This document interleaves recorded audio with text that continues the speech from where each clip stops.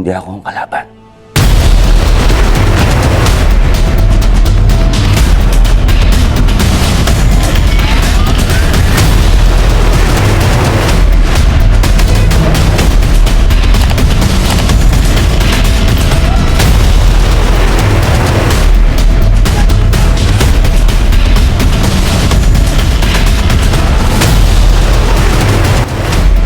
Indio!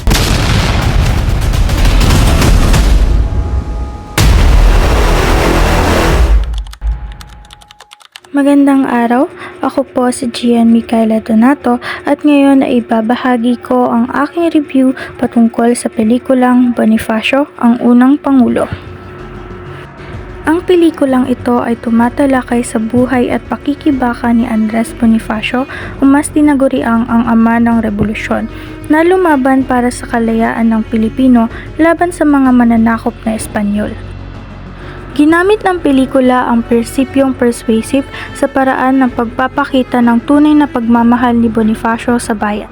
Sa bawat sikaw, sa bawat laban, ipinaparamdam nito na ang kalayaan ay hindi ibinibigay kundi ipinaglalaban. Ang tono ng pelikula ay makabayan at emosyonal na tila sinasabing huwag tayong matakot, tumindig kung tama ang ipinaglalaban natin. Pinupukaw nito ang damdamin ng mga manonood na pahalagahan ng kabayanihan hindi lang sa salita kundi sa gawa. Makikita rin ang prinsipyong prosedural sa malinaw na paglalakbay ni Bonifacio mula sa pagtatatag ng katipunan sa pagpapalaganap ng diwa ng rebolusyon hanggang sa kanyang trahedyang kinahinatnan.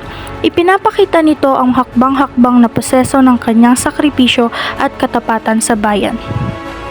Sa kabuuan, ang pelikulang Bonifacio, ang unang Pangulo ay isang malalim na pagpapaalala sa kulturang Pilipino na ang ating kalayaan ay bunga ng dugo, pawis at pagmamahal ng mga tulad ni Bonifacio.